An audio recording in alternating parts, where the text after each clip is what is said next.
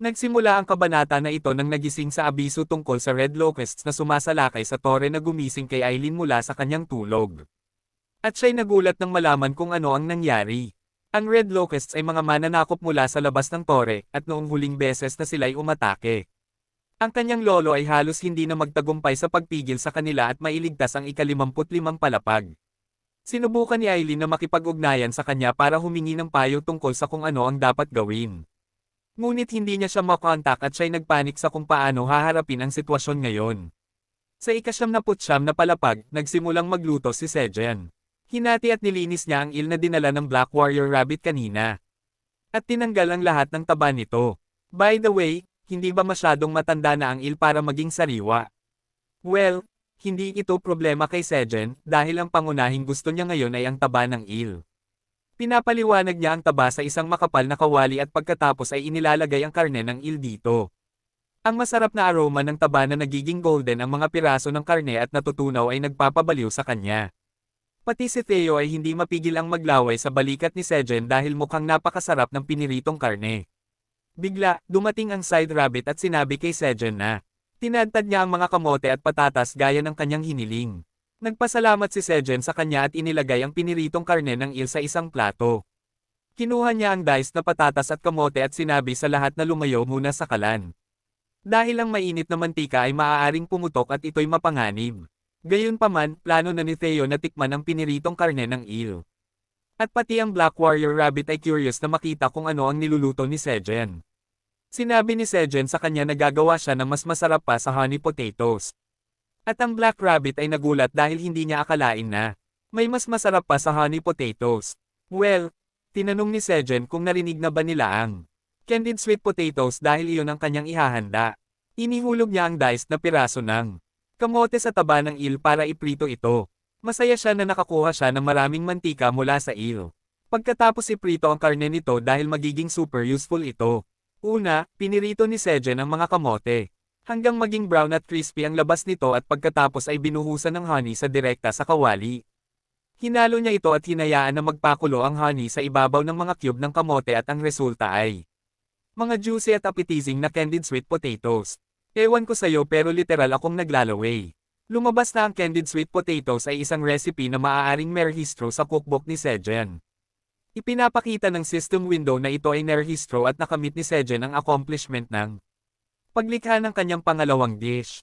Dahil dito, ang proficiency ni Sejen sa cooking level 1 ay malaki rin ang itinaas. Lahat ay nakatingin sa masarap na candied sweet potatoes, at si Theo at ang Black Warrior Rabbit ay hindi mapigilan ang paglalaway. Sunod, tinanong ni Theo si Sejen kung mas masarap ba ito kaysa sa pinakamasarap na natikman nila sa ngayon. Gagamitin nila ng marami para iprito ang kanyang isda tulad ng patatas din, at siya'y sumunod at inilagay ang buong pirana sa frying pan. Ang system window ay tinawag itong piniritong pirana ngunit hindi binigyan ng recipe status. Habang si Theo ay naglalaway sa pagkakita sa piniritong isda, si Sejen ay nagulat na hindi ito bilang isang recipe. Iniisip niya kung ano ang pamantayan para ituring na recipe ang isang bagay, at pagkatapos ay nagpa siya na maghanda ng candied potatoes habang mainit pa ang mantika. Sinabi ni Sejen na masaya siya sa paghahanap ng mga recipe. At tinanong siya ni Theo na lagyan ng honey ang kanyang isda din. Hindi ito magiging magandang combo, di ba? Pagkatapos nito, tinawag ni Sejen ang lahat para kumain. Ang lahat ay excited na makita ang maraming pagkain sa harapan nila na may kasamang maraming bagong items din. Ang mga Minotaur ay kumakain ng kanilang staple na mga dahon ng green onion at sinabing masarap ang pagkain pagkatapos ng mahirap na trabaho. Samantala, ang Chunky Rabbit ay nagdadala ng mga carrot. Masaya rin ang mga lobo sa pagkain. Ang lahat ay excited na makita ang maraming pagkain sa harapan nila. Pati si Theo ay busog na busog at hindi na siya makagalaw. Humiga siya sa lap ni Sejen ng comfortable at pinaalalahanan siya na kailangan niyang bumaba ngayon. Alam din ni Theo na kailangan na niyang umalis ngayon kaya sinabi niya sa mga wolf employees na sumama sa kanya. Bago umalis, napansin ni Theo ang isang malaking plato ng pagkain sa tabi ni Sejen at tinanong kung para saan ito. Sagot ni Sejen na ito ay para kay Alien, ngunit hindi siya sumasagot, gaano man niya sinubukan na kontaken siya. Ang pagkain ay malamig na, at sa ibabaw pa nito, marami pa ring pagkain si Sejen na kailangan kainin. Kailangan ni Seje na ilayo ang mga paa ni Kyuing sa food reserve para sa tower manager. Tinanong siya ni Theo kung natutulog ba si Alien ngayon at siya'y sumagot na mas makakabuti kung totoo iyon. Dahil pakiramdam niya na may mali. Umaasa lang si Seje na walang nangyayari kay Alien. Well, siya'y nagbabakasakali lang dahil si Alien ay abala sa pagharap sa sitwasyon sa ika-67 na palapag. Sinusubukan niya ang kanyang makakaya na magbukas ng communication channel sa labas ng tore, ngunit nabibigo sa bawat pagtatangka. Ang system ay nagiging pula at sinasabi sa kanya na nabigo itong makipag-ugnayan kan-inuman. At si Alien ay naiwan mag-isa. Napagtanto ni Alien na hindi niya kayang solusyonan ang problema sa kanyang kapangyarihan. Ang kanyang Dragon Heart ay halos nagsisimula palang maghilom, ngunit hindi nito binabago ang katotohanan na siya'y hindi epektibong tower manager. Ibinaon niya ang kanyang mukha sa kanyang mga palad, sinasabing hindi niya alam ang gagawin.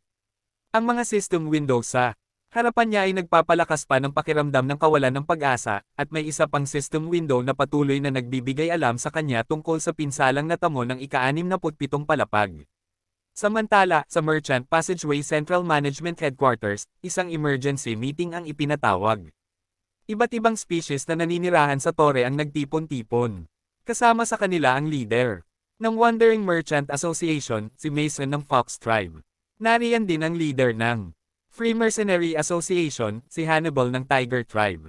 At higit sa lahat, naroon din ang leader ng Magician Association at ang pinakamakapangyarihang mage sa tore, si Iona ng Hamster Tribe. Marami na akong nakita, ngunit hindi ko pa nakita ang ganito ka-cute na magician. Well, nariyan din ang Fox Inspector, si Zerf, kasama ng mga gwardya ng pagpupulong, o sa palagay ko. Ito ay siya. Siya'y nagulat na makita si Iona sa pagpupulong dahil narinig niya na ang mga top 7 magicians ng association ay bihirang lumabas sa publiko.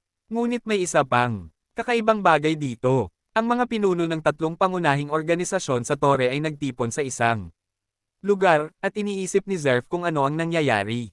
Sinimulan ni Mason, ang Fox Merchant, ang pagpupulong sa pamamagitan ng pagsasabi sa lahat na ilang araw na mula nang lumitaw ang Red Locust sa ika-67 na palapag.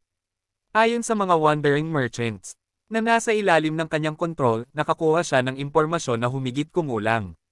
Daan-daan ng ika-67 na palapag ay bumagsak na sa Red Locusts. Isinasaad niya na sa ngayon, ang mga Lizardmen ay nagtayo ng huling hangganan malapit sa waypoint at desperado nilang ipinagtatanggol ito. Sa kabila nito, hindi madali ang sitwasyon. Tinanong siya ng tigre na bayarang sundalo na si Hannibal kung kontrolado pa rin ang daanan ng mga naglalakbay na mga ngalakal. Gusto niyang malaman ang posibilidad ng pagsalakay ng Red Locust sa ibang palapag sa pamamagitan ng daanan. Sinabi ni Mason na dahil ang Red Locusts ay mga mananakop mula sa labas ng tore, hindi nila magagamit ang daanan dahil hindi papayagan ng tore ang mga mananakop. Ligtas ang daanan, ngunit hindi ibig sabihin nito na hindi malaki ang banta ng Red Locusts. Sinabi ni Mason na kapag narating nila ang waypoint, susubukan nilang makarating sa ibang palapag. Napagtanto ni Hannibal na ang ika-68 at ika-69 na palapag ang unang babagsak. Natarante ang ibang miyembro sa pulong dahil ang mga palapag na iyon ay isa sa 5 pangunahing kamalig ng tore. Naroon ang Draken Farm ng kaharian ng Lizardmen. Sa ganitong sitwasyon, hindi lamang problema ng mga Lizardmen ang Red Locusts. Naniniwala si Mason na maaaring muling magkaroon ng malaking taggutom at ang ilang nakababatang mga ngalakal ay hindi alam ang ibig niyang sabihin. Panahon na para magsalita ang ating cute na hamster magician na si Iona, at sinabi niya na naganap ang malaking taggutom ilang dekada na ang nakalipas matapos mapuksa ang ika-55 palapag. Sinabi niya na kasalukuyang ipinamamahagi ang mga kamalig sa ilang palapag ng tore. Ngunit noong panahong iyon, ang Red Ribbon Kingdom ng mga kuneho ang pinakamalaking tagapagtustos ng pagkain sa tore. Ikinwento niya kung paano sumiklab ang malaking pagsalakay ng Red Locust, at bilang resulta, nasira ang Red Ribbon Kingdom. Pagkatapos ay isinumpa ni Iona ang ligaw na baboy na si Greed, na sumingit sa depensa at kinuha ang kontrol sa lugar. Sinabi ni Mason na kalmayan siya at sinabi na mabuting tao si Greed. Una, hindi siya tao, at pangalawa, hindi siya mabuti sa kahit anong paraan. Gayunpaman, naniniwala si Mason na si Greed ang muling nagtayo ng kamalig ng tore noon. Pinagtawanan ni Iona ang kanyang mga salita.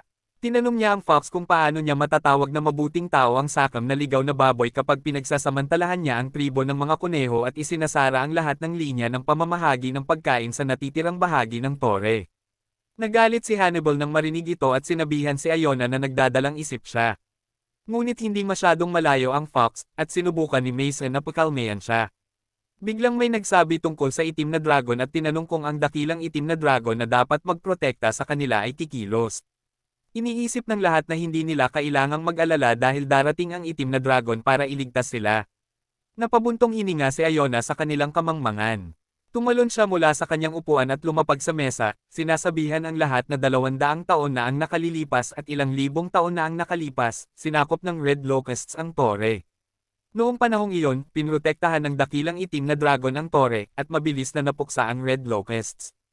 Gayunpaman, noong huling beses na lumitaw ang Red Locust sa ika-55 palapag, sa ilang hindi malamang dahilan, hindi kumilos ang itim na dragon upang mabilis na lutisin ang sitwasyon. Naayos lamang ang sitwasyon matapos mapuksa ang kalahati ng mga mamamayan ng kaharian. Sinabi ni Iona na ang sakunang naganap noon ay patuloy pa ring nakakaapekto sa mundo, at maraming lugar ang hindi pa lubos na gumagaling mula rito. Sinabi niya na sa oras na ito, ilang araw pa lamang mula nang magsimula ang pagsalakay ng Red Locusts, at walang katiyakan na babalik ang itim na dragon.